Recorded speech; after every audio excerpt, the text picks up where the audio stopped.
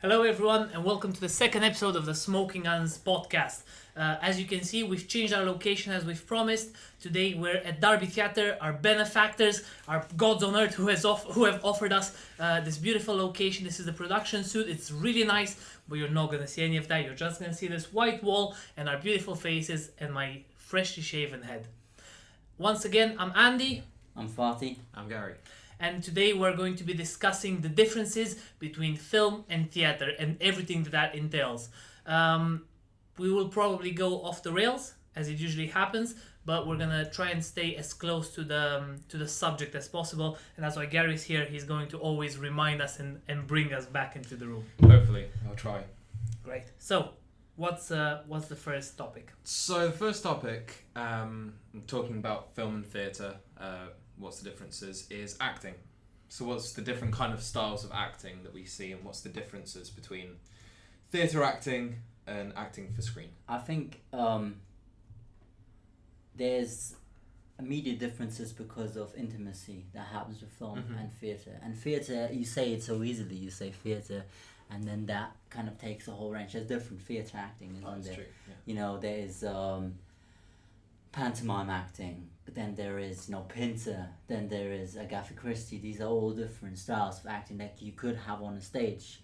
And then you have studio spaces which have a whole different story to it as well. And then you have something like our play Dread, which where the actors play narrators and more of themselves than actual characters.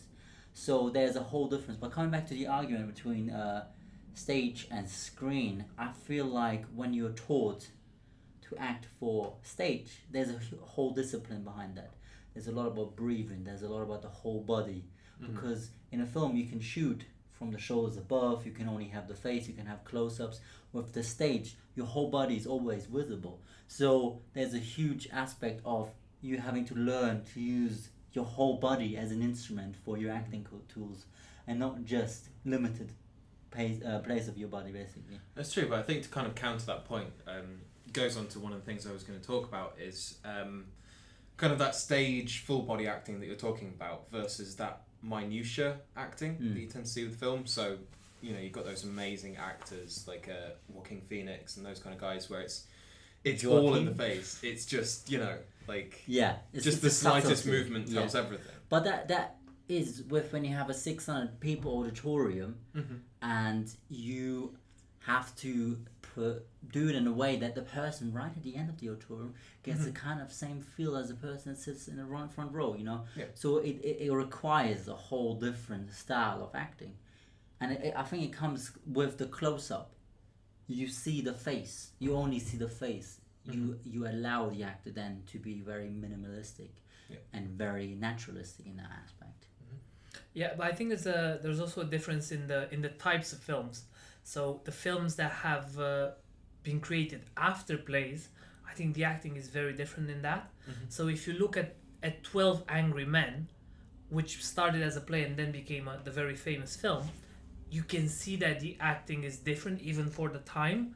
It's bigger because it is inspired by a play and the writing helps the acting to be bigger. If you look at something like I think it was 2017 Fences, the Denzel Washington film, that was amazing. That's obviously based on a theatrical play. It's like 3 hours long. Denzel Washington was in it as well on stage. And he definitely retained some of that quality in the film. Maybe it's because I knew going into it that it was based on a play, but while watching it, even if you didn't know from before, I think there are some clues there. So just not the way they use the location, the way they use very minimal space.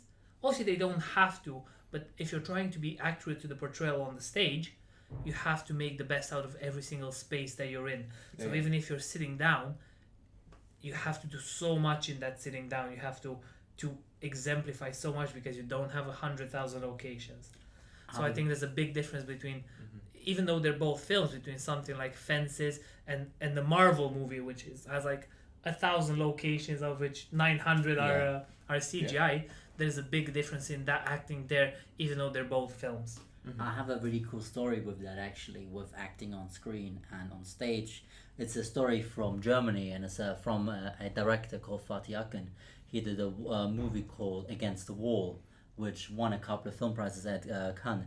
And he's a famous German-Turkish filmmaker. That's why I love him so much, and he has my name as well. So of course, but Sibel Kekilin, who also stars in Game of Thrones as Peter Dinklage's girlfriend at one point, the mistress. She was plucked off the streets by Fatih Akın to be in his film. Had no formal training or any other things connecting her to the screen. I think she did some pornography or something like that beforehand. Yeah. But She she didn't was do Shay in Game of Thrones. yeah, and she didn't do any other formal film training or stage training. And then Fatih Akın asked her to go to the Cologne School of Acting to do 2 weeks of the students there to be ready for the film. And she went for 2 days and then said, "No, I can't do this. This is too weird for me. There's breathing techniques and reborn yourself on stage and stuff like that." She couldn't physically participate in the classes. But then participate. But then she was amazing in the film.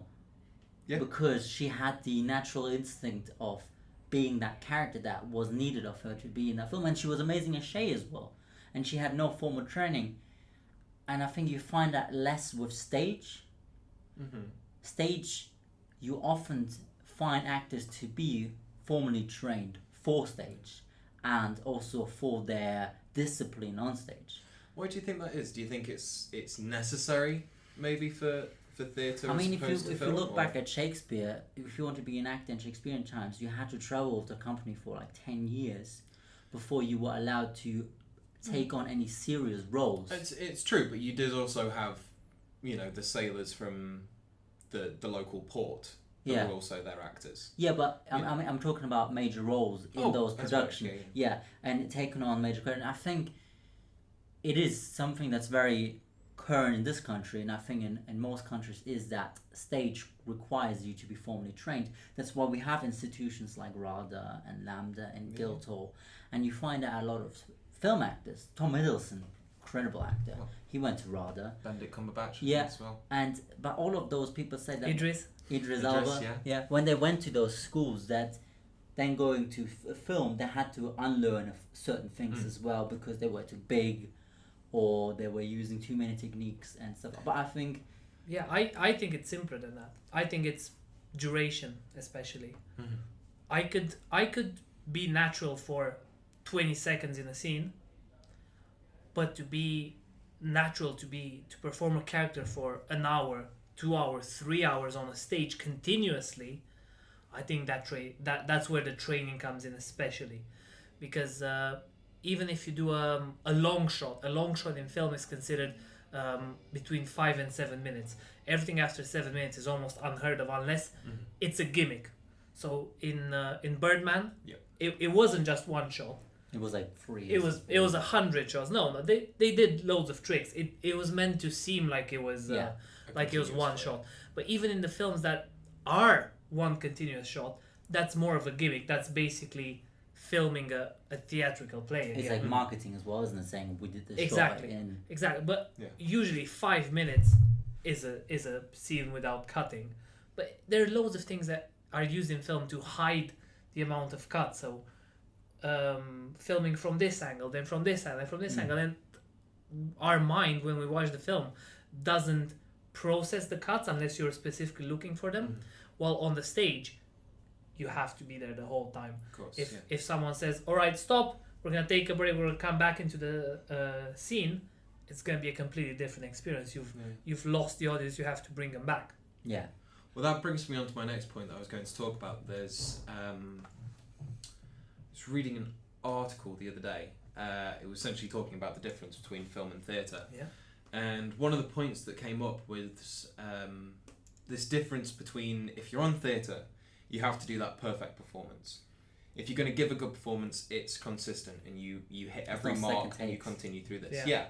Whereas with film, like you say, you can always have one more take. You can always, the director can sit there and go, okay, I want to try it like this, I want to try it like that, and then cut it together into something that works. I don't want to sound quite controversial for this, but I've always had this belief in my mind that a theatre actor or performing in theatre requires more skill than it does Film.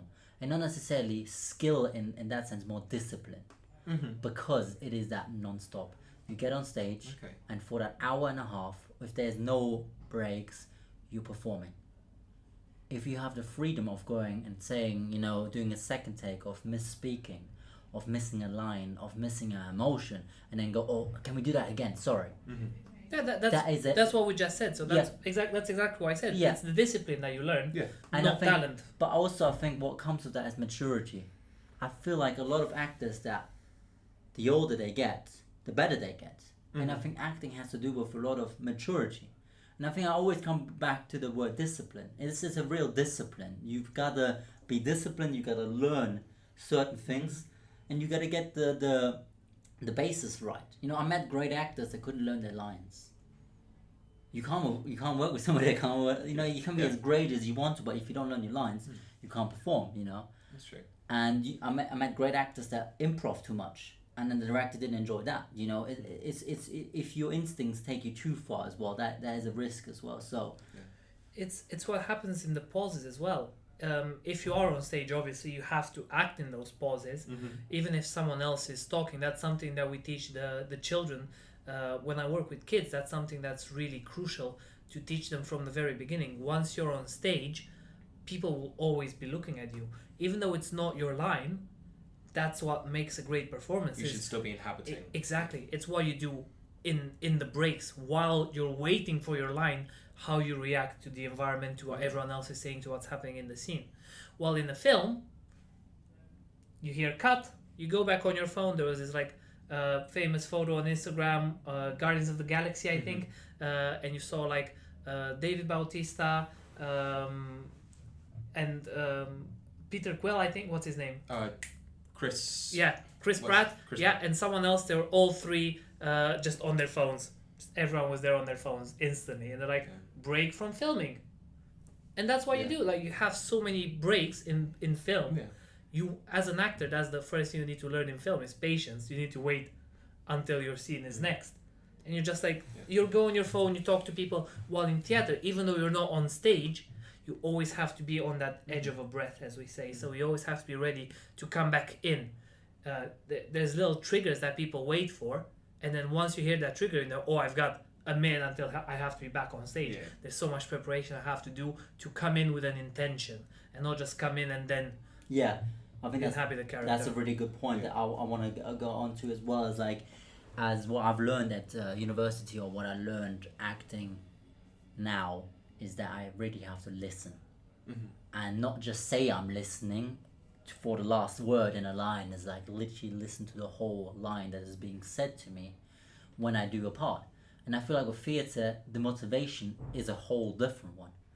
If you look at just coming back to money, if you look at a blockbuster, the motivation of some actors to perform in a blockbuster could be because of being paid very well. That's true. Not necessarily because of the work they're doing, but because they're getting paid. And that's a thing as well. Again, in theatre doesn't pay as well. And you find a lot of people that do screen end up paying themselves to do theatre, or finding a way to do theatre in their spare time and lose money on it as well, because it's not a profitable engagement. So the motivation, again, is quite different. Well, look at Al Pacino. He retired to do more theater. That's what he said.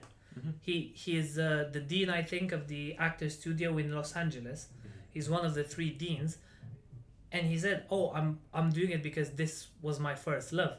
I did film, I became famous, I made loads of money, so I could come back and do theatre in peace. Yeah. It's true, and you see it with a lot of actors. Bryan Cranston recently was, a couple of years ago, won a Tony for one of his stuff. Edward Norton always goes back and does a whole load of different stuff. I think with me as Kevin Spacey, obviously, was in London for quite a while. Yeah. I can't speak freely in that sense of saying that I've done a blockbuster. I've done short films in my time. I've done a bigger short film once, and I've really enjoyed doing that. And it was different motivations, and I had different things it asked of me. We shot for 17 hours. I had to do a murder scene 6 times at 4 o'clock in the morning. It's a whole different motivation than it is when getting on stage and you're doing 1 hour and a half. But realistically, that's your rehearsal time.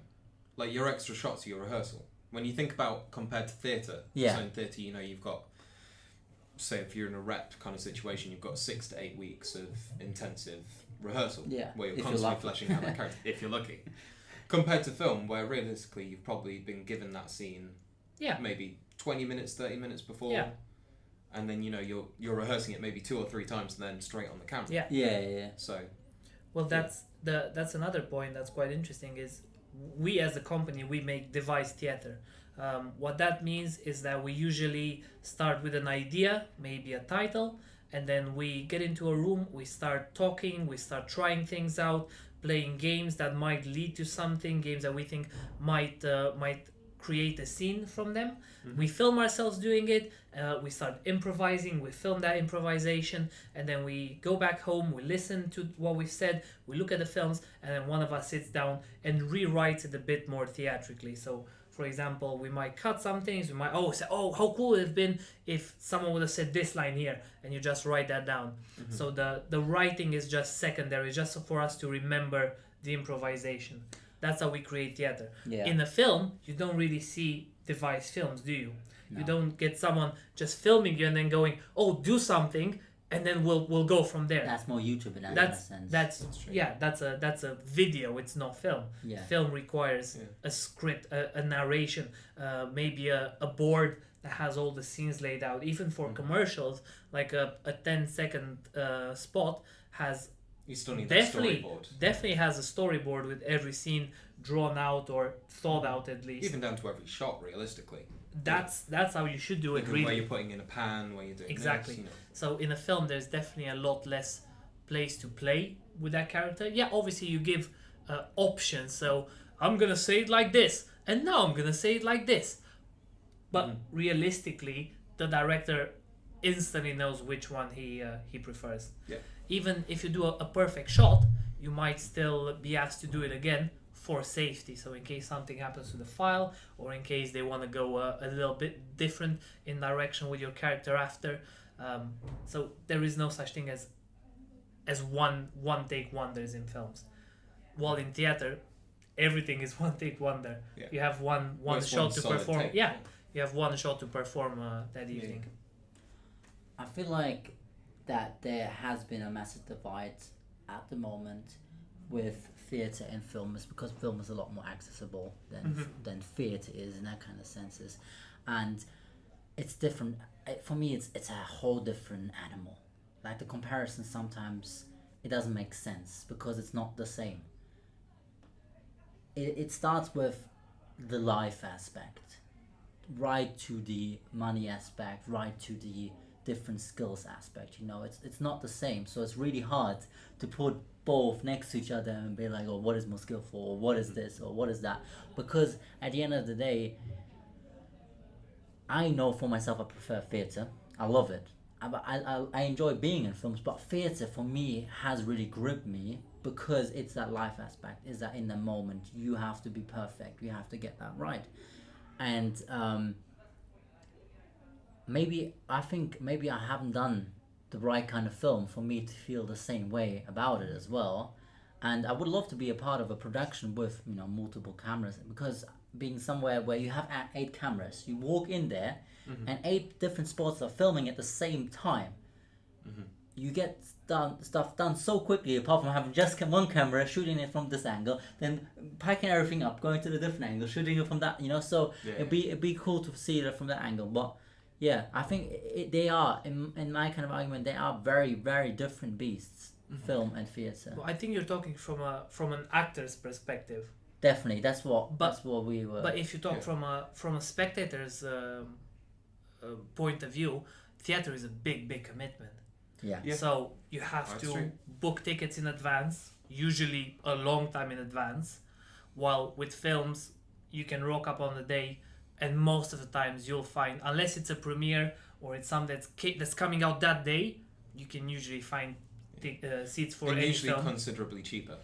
considerably cheaper. Nowadays we pay like Well- £13 for a. So let's say That's our true. age group. You pay Yeah. £13 for a theatre ticket. No, for a film ticket. Yeah. Most people in our age range get that 16 to 25 discount thing, so you end up paying what, like £8 for a theatre ticket, for something that we would go watch, a studio piece, like I mentioned. So but I'm not taking away from the commitment. You have to actually commit to it. But you're talking about studio pieces. While at film you can watch any film. So if you go and you watch an indie film, you'll probably pay £2-3. If you go and watch, once again, the Marvel is going to be the staple of success because they have done it.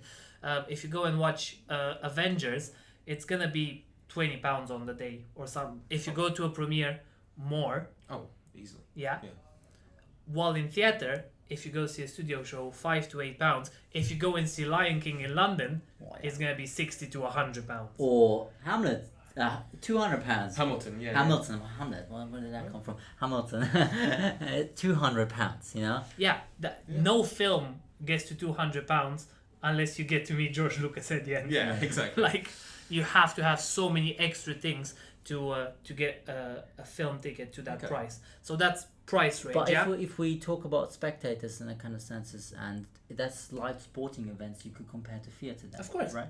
And exactly. We're going to go see a live sporting event, and we're paying like what, 150 for that kind of just to be there. And I think that's where the money aspect of it comes through, though. I think the reason why you would pay that much money is because you're actually in the space with the people 100%. that perform for you. It's the experience as opposed to... I'm not explaining the reasoning. I'm explaining the differences. So it's a time commitment, though. So we're going to see a live sporting event. That's a whole Sunday gone. So it's gonna be in London. We have to travel to London, watch the thing.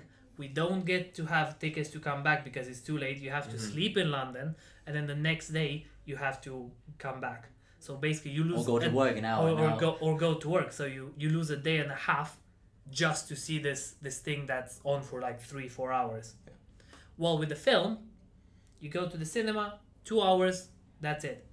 And even for a lot of people, 2 hours is a big commitment nowadays. Even if you watch the film on your laptop or on Netflix, many times I go, I'd love to watch this film, but it's 2 hours.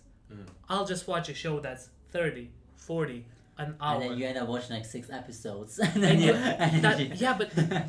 it doesn't feel like it. And that's the only thing that matters is the feel. The psychology behind it. And I guess you're still in command. Like you say, you can turn that off. You can go do something else. If you're in a cinema and you watch a terrible film, you can walk out of that. Yeah. I think a lot of people would not be the same with theatre. If you go and see bad theatre, it's very unlikely you're going to leave in the middle of the show. Yeah. I mean, you could go during the interval. And certainly I've seen some shows where I would love to leave at the interval, but you're never going to leave in the middle of the performance, and so there's still that kind of... Yeah, and if you do, it's a statement. You leave because it's a statement. I think also with regards to the accessibility of theatre, and I think that's a big point as well, is when you're growing up, I was very fortunate of growing up above a theatre in Heidelberg, where I lived. And also very fortunate that my parents took me to all the kids plays and little opera things for kids, and I had a really early on connection with theatre. And I think a lot of younger people don't have that. They don't have that connection, but you have film evenings with your parents. You go to the cinema, is much more relatable and much more accessible for these kind of demographics. It's more widespread inside culture, isn't it? And nowadays it's £20 for 3 Netflix accounts or something like that, right? Yeah. £20 a month, and you watch however many shows, however many films. So it's a lot more accessible even for people without a lot of income. Yeah. £20 a month, or £20 to watch a film, or £40 to watch a theatre piece. I mean, like, I don't know a single person that doesn't have a Netflix account. That's true. Or Hulu or on like somebody's that, Netflix account. Or something. Yeah, everybody has a streaming thing at the moment. Like, you don't realize. Well, that's also taking over TV as well, isn't it? Yeah. Because it's that you get to pick what you want rather than waiting for something to come on TV. Exactly. It's less commercials, way less commercials. That's true. Okay, last thing while we're still talking about acting, kind of within that vein, method acting in film and theatre. Where do we stand on that?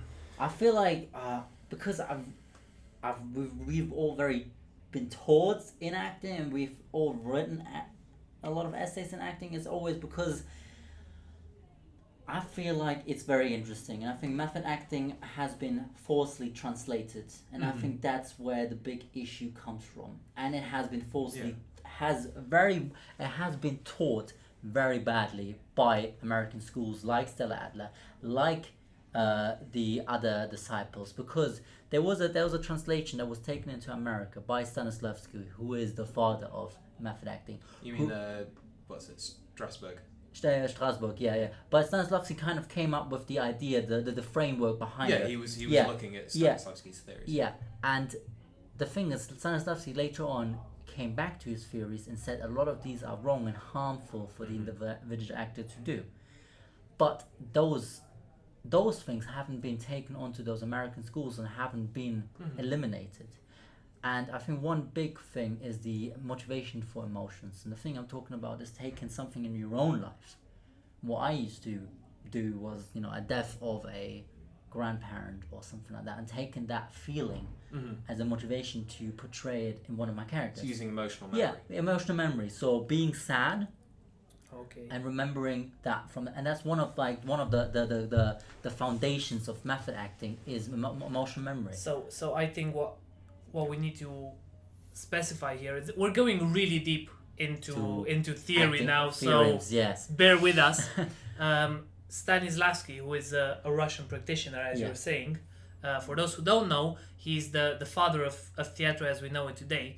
He had a whole mindset about emotional memory, as you're saying. Yeah. So basically, taking something that has happened to you in your life and then using those emotions into the stage. So as you said, the death of a grandparent. Yeah. Or so, for example, I remember how I felt when someone that I love died, and then on stage I see the love of my life dying. I remember that thing, and then I'm more truthful on the stage. And then he went back and said, that's very harmful for your own psyche, because basically you're revisiting bad memories as your person yourself, exactly, not as the character. And that is trauma. Yeah, and then he basically talked about learning to become the character and using the memories of the character to then enforce the emotions. So what Fatih is talking about is emotional memory. Method acting is all acting that requires a certain method. So that's definitely one method. Yeah. But I think what people talk about when they say method acting for film is less emotional memory, but more people actually doing the thing that they will be doing in film. Yes. So it's a different type of method. I think what we're all coming to right now is the famous example with the Joker by Heath Ledger, and I think that is the way when somebody talks about method acting, that's immediately where people jump onto. I think it's the most widespread one. No, I'm gonna debate that in a second. Okay. I'm gonna counter that. But I think it puts a really bad name on Stanislavski's theorems, because I think a lot of what Heath Ledger has done has been pre-proposed by what Stanislavski has made. He being like the old father, a lot of his stuff is always everywhere. And I feel like what has then been gone overseas and gone into different countries and gone into different schools, because there's so many interpretations. You're saying there's so many methods out there. Of course. There's physical methods by different practitioners who work in, Chekhov works in a whole different ways, which is Chekhov is one of the disciples of Stanislavski as well, and he uses the body. It's a very body focused method acting, and that is very different to Stanislavski's method acting. Exactly. Making a point like that. But then looking at what Heath Ledger did was unhealthy. But was it from emotional memory what he did? I don't think it was. I think it was but how isolation. But how can you debate it wasn't emotional memory? Because he was writing a journal, and his journal he was talking about his himself as a person, and the things that he feared and did not like about himself as Heath Ledger, and then the things that he wanted to portray in the Joker. No.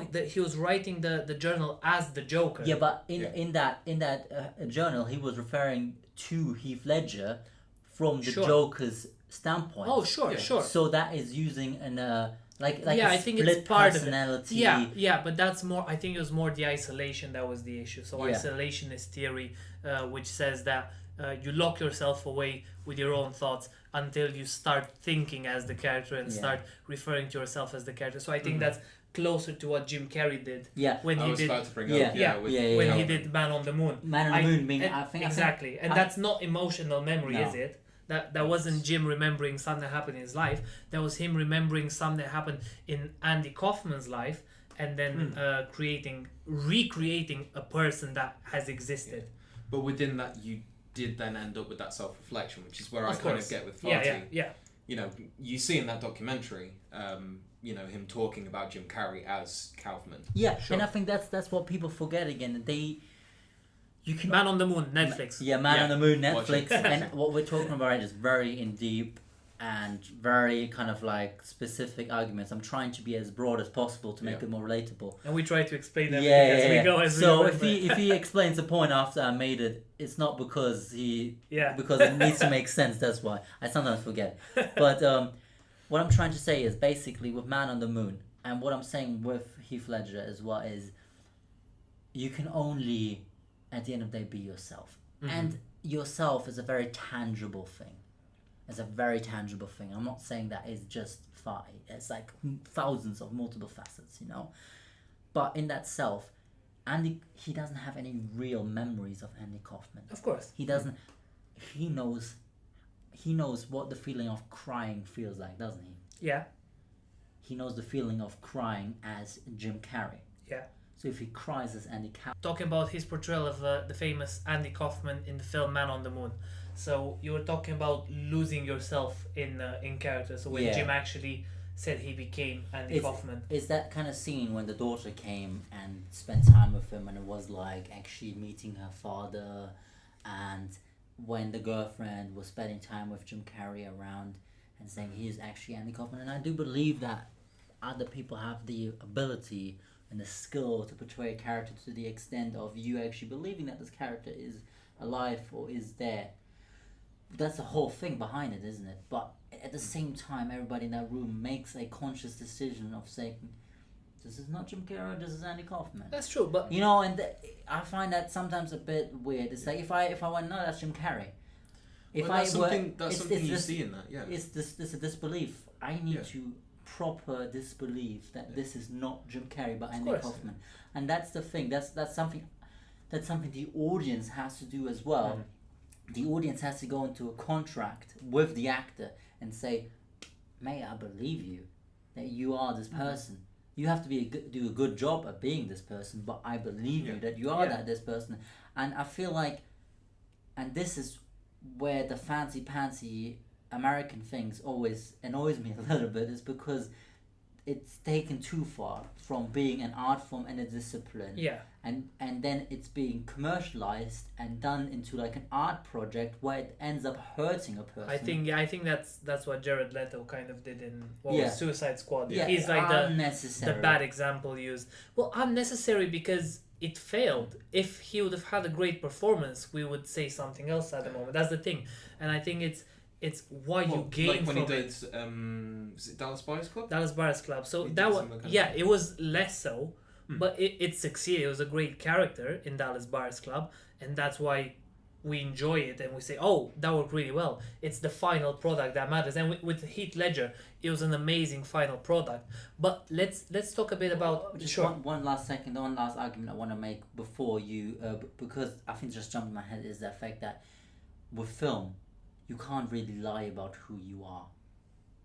You know, I can't lie about the fact that I'm this tall, I have black hair, I look the way I am from Turkish descent, and this is what film is going to show. It's going to show Fatih. I mean, that's Tom Cruise. Yeah. Incredibly short. I think height is a bad example, but at the end of the day, I am olive skinned, you know, person. Tell me where you're going with this. It's the thing that, you know, for this movie, Jared Leto had to lose that much weight to look the way an AIDS patient would look. And I think that's a thing with stage as well. With stage, there's far more ability to pretend to be somebody else than there is in film. Rather than CGI? Well, CGI is a whole different argument here. I'm saying as in like a naturalistic film that we're talking, like a rom-com. In a rom-com, what I'm trying to say is like that the camera won't allow you to lie.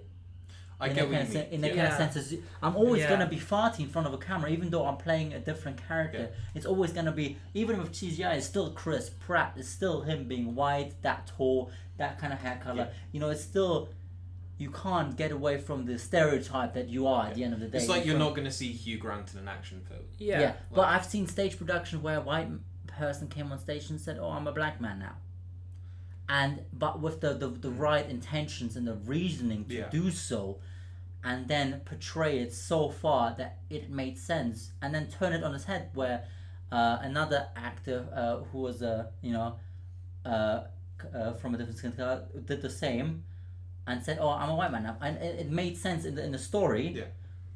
To do so, but there's far more that belief to do so. It's the than suspension of Yeah, I guess because it's not practiced in film, because you cast the right person. Yeah. Let's say the right person for the part. I think that's why. But what I wanted to talk about was why actors choose to do method acting, and the idea that it is primarily men who do it. Mm-hmm. So we're three men. We all identify as men. And I have been reading a lot of articles about why certain actors choose to do method acting. And basically, I think Daniel Day-Lewis, who is the staple of good method acting, alongside who's the one in Batman? Who's Batman? No, the real Batman. No, none of that. None of that. And Christian Bale, yeah. Christian Bale, they are the two icons of method acting in a way, alongside Jim Carrey, but they are the two ones that have done so much in different ways. So Christian Bale, famously known for gaining weight, putting on muscle for Batman, losing weight for The Machinist, gaining weight for Dallas Buyers Club, is all over the place. So more of a body transformation. While Daniel Day-Lewis is known for fully immersing himself in a character's life without becoming the character. So for Gangs of New York, in which he played the butcher, he actually learned how to be a butcher, how to chop meat, how to do little tricks, and the things that he does in film, he does it himself because he learned how to do those things. For There Will Be Blood, he learned how an oil rig works, even though it wasn't necessarily for the production. In his last film, Phantom Thread, he learned how to sew and make dresses. And actually, one actress in Hollywood, I don't remember her name, but I think she was asked by a very good reporter, "Who are you wearing?" And she said, "Oh, I'm wearing a Daniel Day-Lewis dress." Imagine going to a premiere with a dress made by one of your fellow actors. But because it's Daniel Day-Lewis, that's the thing, he can do whatever he wants. But he has the time again and the money. Well, he gets the money to do it. Yeah, but then again, as a theatre actor, or like coming back to that, you don't have the time to learn to sew. Of course you're not not. supporting that funding to do so. No, this is... It's like what's his name, learning how to play piano for Ryan Gosling. Ryan Gosling learned how to play the piano because he fit the cast, you know. But not cutting away from your argument, you're saying method acting and like enveloping yourself in the story. But why are men doing it more?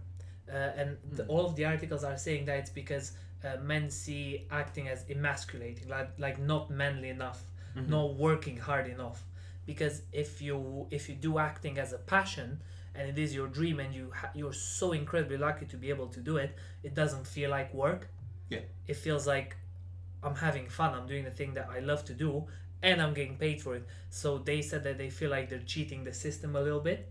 So that's why they go through all of these transformations. They put in all this extra work in order for them to feel manlier and to feel more connected to the work they do. So they would a traditionally seen manly work is like mining. Not necessarily a traditionally seen, but more work. No, like connecting the argument of saying like, traditionally manly job is like going down the mine and stuff like that. You know? Yeah, sure. And that requires a lot of building. Physical extension, and because acting necessarily doesn't all require the that times. work. They do that in order to make them feel like they're doing a... We kind of did that. We have a play called Transtadum, which talks about gym culture, and throughout the play we use exhaustion theory, which means that we work ourselves, so we have a proper workout during the performance, and by the end of it we hope that we're fully immersed in those characters and we're more believable because we're actually too exhausted to not be ourselves. and not be truthful. We Yeah, don't it have is. we don't have the string left to put up a mask. Yeah. So we're just ourselves doing the workout by the end. Yeah, and that is another method as well, exhaustion by that Definitely, sense. yeah. You know? But we're doing it because we think it works for the play, but also it makes us feel good knowing we've worked really hard for a performance. If we're just sat down talking, it doesn't feel as rewarding, I'd say. Like now, it's not as rewarding. Quick, do some push-ups. Yeah. Yeah, but I think that's one of the arguments for why men do a lot more of this method acting for film, especially. That's an interesting concept. Should we move on to the next Yeah. one? Let's move on. We're lost in this argument. It's a big one. So, film and theatre, a point where they kind of mix together is this new idea of live broadcast theatre. Yeah. So looking at National Theatre, RSC, Yeah. these kind of guys, Yeah. Complicité, Yeah. which have recently started doing things Free like streaming. that. Absolutely. So, what's the thoughts on that? Good, bad, It has to be done properly. new form? And I think it's shown a lot of people. It has made theatre, again, I'm using the word accessible. Mm-hmm. It has made theatre very accessible because a company like Complicity is super hard to see. They're super famous.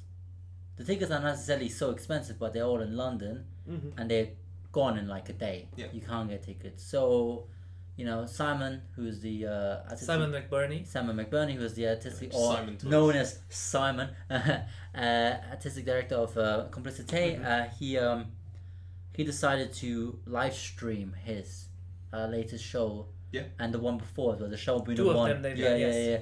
yeah. And they gave us a chance to see a great production from the comfort of our own home. Yeah, so Complicity has done Beware the Pity, Yeah. was their latest one. There was the show Bruno one in Berlin. And then before that, they did. Oh. I know it was based on the book by a Romanian photographer. That's why I remember it. It was about a jungle. Over the Amazon. Yeah. I think the book yeah. was called by the Romanian.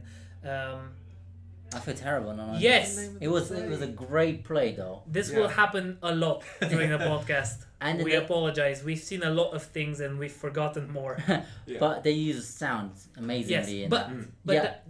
that was amazing, and that was free to everyone on YouTube. So you could watch it live while it was streamed, Yeah. or you could watch it for a whole week on Complicity's YouTube page. Both of them. Yeah. You could watch for a whole week for free.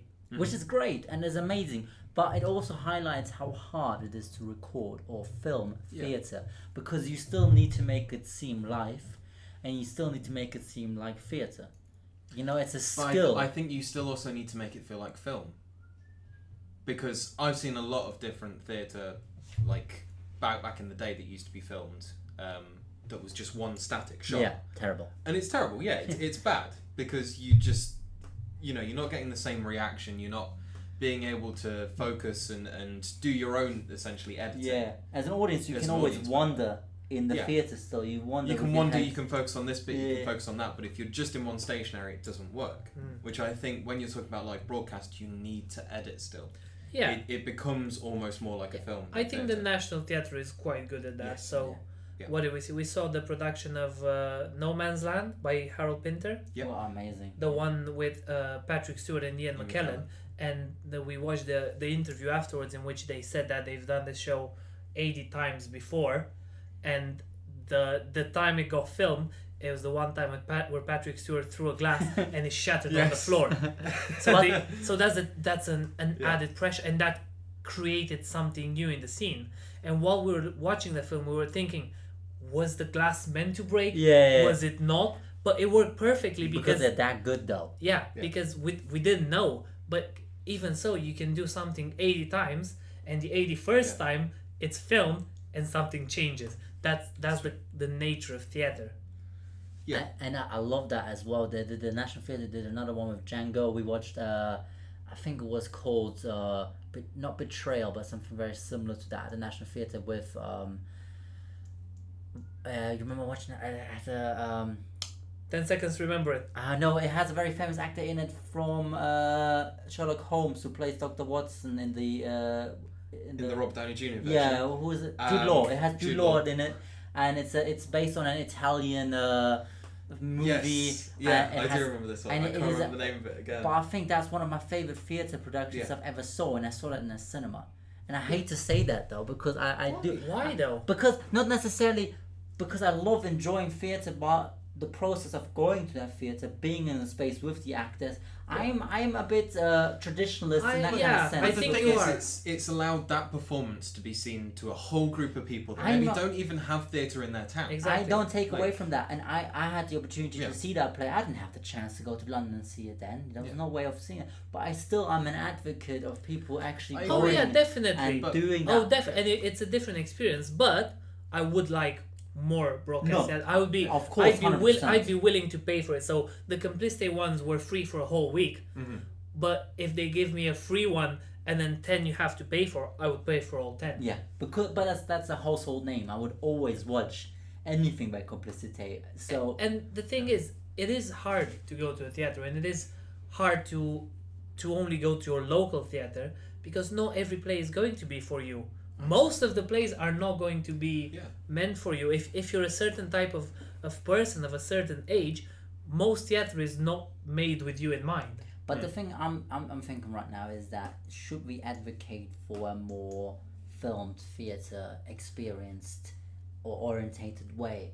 Because you have a lot of people who are very traditionalist who still go away from doing that, from filming things or broadcasting things, of saying, you gotta pay, you gotta go there, and you gotta experience it in the space. This know? is Yeah, of course, everyone gets to do whatever they want, but I'd like the choice. My choice would be to watch it on a screen because I'm lazy. I would definitely go to the theater if I can, but most of the times I cannot. But is that our work as well? Should we then live stream our work always, or do we believe? Sure, that- if we want to. I think It's if an we were avenue. able to edit it together live in a good enough fashion, I think you still need that quality, and that's the thing. Or you can take film it. needs Yeah, to be done as film. exactly. Well, how about you take the idea of a play, and then you modify it for film? But I don't. I want that. wonder if people have thought about that already. But that's not what I'm talking about. Coming It's- soon.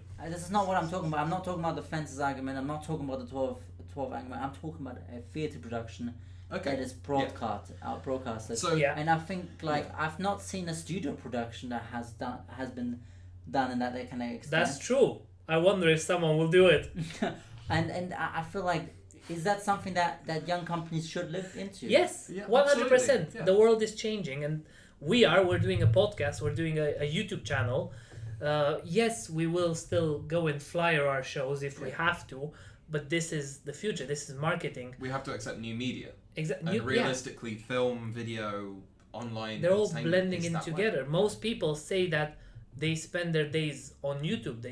They get their information from there. They get an entertainment from there. Yeah. It's free most of the times, unless you pay for YouTube Red. If you're one of those crazy Yeah, individuals. if you're one of those, it's 1 month free subscription. yeah, Hey. it's mostly free. Why wouldn't you? And I think YouTube is closer to live streaming theater because you're filming people in their natural element. It's still theatrical because they're doing mostly other things that they would. Even people who do vlogs, definitely do different things that they would if they weren't being Oh, filmed. Yeah. You- But you there's couldn't. a whole have to make it argument more of the interesting. camera. Like you see that when you do a short film and you have a camera on a street. Yeah. It's hilarious how Everybody people suddenly changes. and, Yeah. and everybody walks away from it or walks towards Everybody it. becomes an actor. that's what Yeah, I keep pointing yeah, out. it's, Of course. it's the effect of a camera. Yeah. Just to go back to your point of like a theatre production versus a live broadcast. So there was an article in 2016 by Peter Bradshaw of The Guardian, and essentially he was given the opportunity to watch Kenneth Branagh's Romeo and Juliet. He watched the first half in the theatre and then was rushed over to London to go watch it in the cinema for the second half. And it's kind of talking about the differences between that, just to see how it feels. So what the difference is, him being a theatre critic. And his thoughts on it are actually quite interesting.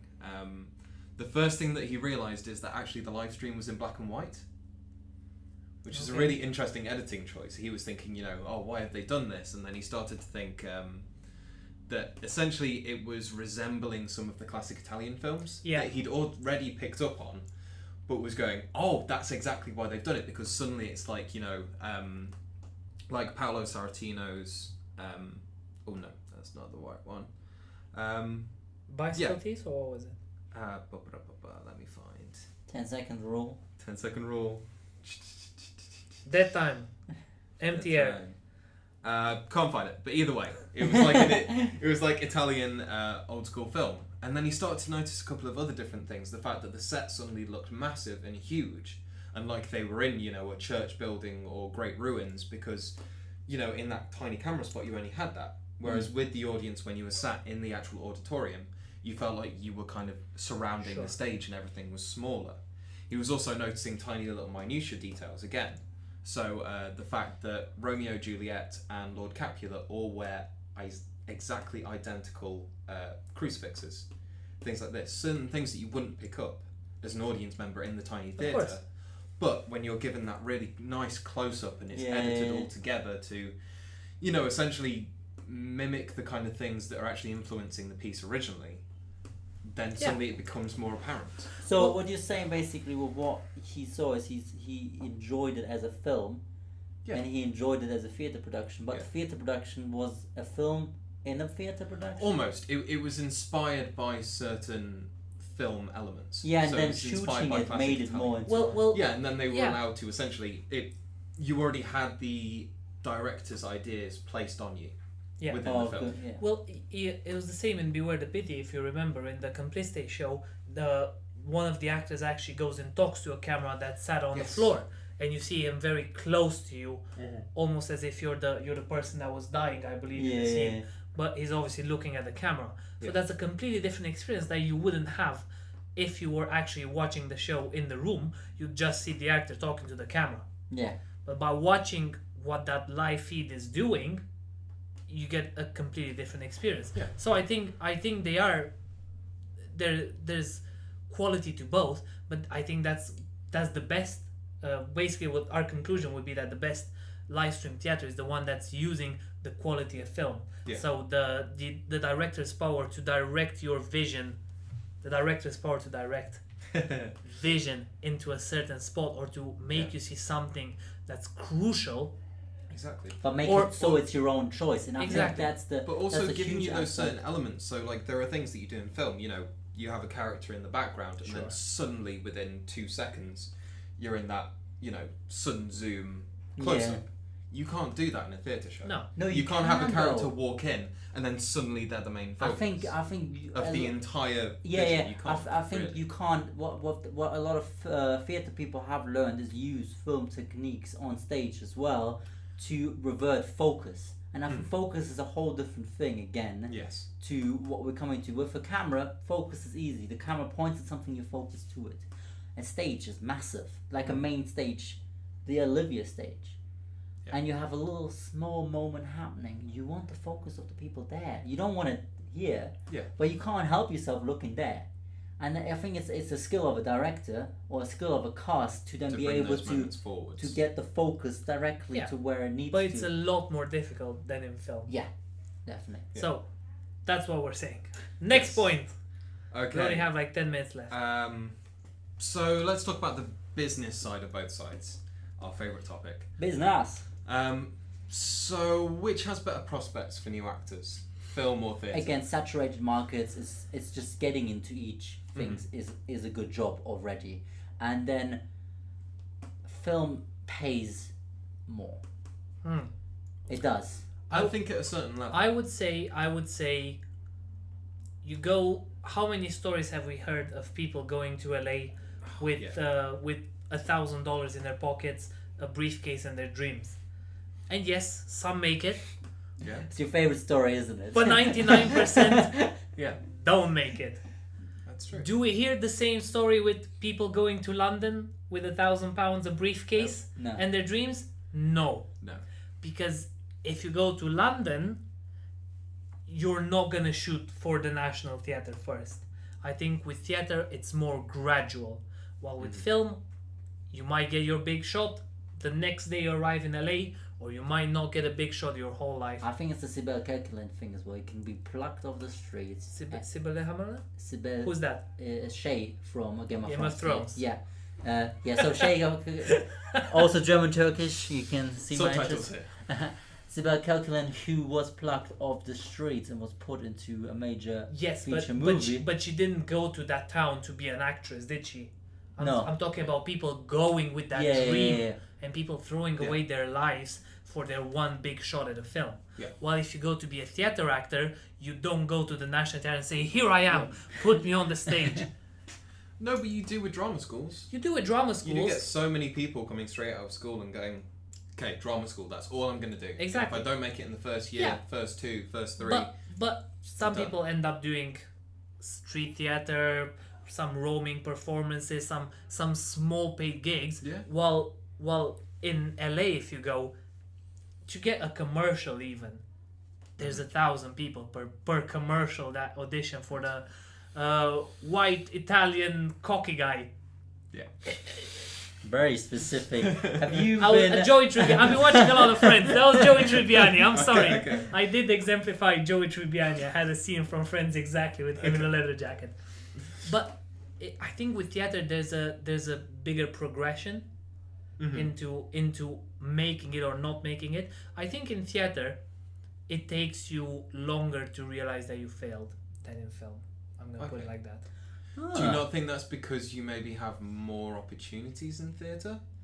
I It's think more there's a likely lot- to at least Might have be. like partial success. Yeah, It might be. There's also being able to be in theatre while doing other things. I think with film is the same thing. Like we all work other jobs Yeah, at the same time as doing this company, and we do. Well, I mean, the bartending industry is It's thrived all- on the cultural market. But people, it's such a saturated market. Film and theatre is. Everybody wants to be an actor. Everybody wants to be a singer. So, success. And then there's again, what does success mean to you? Does that mean you are featured in a play every year? Does that mean you're featured in a play every month? Does it mean you've been on the Olivia stage once? You know, that's a whole another argument is what does the success mean to the individual person? That's true. And again, it always comes down from me as motivations. What are your motivations to do one thing? And I think for me, that had to be very clear at the beginning when I started this company. When I started my training to become a theatre actor, my motivations were I wanted to make theatre, I wanted to make my own theatre, I wanted to tell my stories. And that's why I made a theatre company with you lovely guys. And that's why I create the work that we create, you know? Yeah. And I think with a younger person that goes either in any market, I think they have to be very clear on their motivations. Is it that they want to make money? Yeah. Is it that they want to be famous? Is it that they want to change the way people see German Turkish people in the world? Is it, you know, what is your motivations to go into those? Either industry is not for unmotivated people. No. Realistically. No. Yeah. Because you've got to best- be on the come up for a good few Exactly. years. The best people fail. Yeah. And that's what this is a Lord really knows the amount of different actors that would have been amazing if they yeah were given the shot. it is a very humbling experience. It's very humbling to be in this very saturated market. Yeah. Yeah. Okay. And I think the idea of the come up is really important in both. What does it mean being on that rise, putting in all the work? Basically what the come up means, I think it's a good term to That was we used define. it We use the line. Yeah. The come up in our point of view is a period in your life in which you work really hard, you put everything in your dream, maybe to the detriment of your social life, of your relationships. You put everything into that come up because you know at the end of it, it's success. Yeah. If there's no success, you're still in the come up. Yeah. Post Malone has a great song called Go Flex, I think, in which he says, in the come up, it's either women, he says in a different way, it's either women or the comma, which means dollars. So you either want to have relationships and have friends and a social life, or you want to make money. Yeah. That's the come up in rap. I believe in theater, the come up is you either want to make theater or you want to have a social life and enjoy And your money. and free time and money. Yeah, I think with, So I think with us as well as having the opportunity to actually show our work now. exactly. We have produced work, we want to actually show Exactly. it now, and that's our big thing. I think we would feel like we've come up if we got our first tour all sorted and stuff like that. It's, Book us now. So basically, yeah, that's what we're gonna say. Like Fatih said, he doesn't want to do film, but we're available if you know anyone that would like to hire us. And I think we're gonna leave Cocky it there. Italian guy. Cocky Cocky Italian guy. Italian guy. Hey, what you doing? No, And Harry. Yeah. Yeah. Thank you very much. I think we're gonna leave the podcast there. yeah, it's been lovely with you guys again. Episode 2. Thank you for sticking with us. We're learning. We're changing some things around. We're not really sure where we're gonna be next time, as usual. But until we see you again in episode 3. What's the topic for I episode think 3? it's if cats can bark. If cats can bark. It's gonna be really interesting. We're departing a bit from theater. I've been Andy. Fatih. and Harry. Great. Thank you very much for watching. Please like, subscribe, and talk to us in the comments. Tell us anything that you have thought about what we've spoken about today. Tell us how wrong we were. Tell us how right we are. And tell me how great I look with a shaven head. Thank you very much.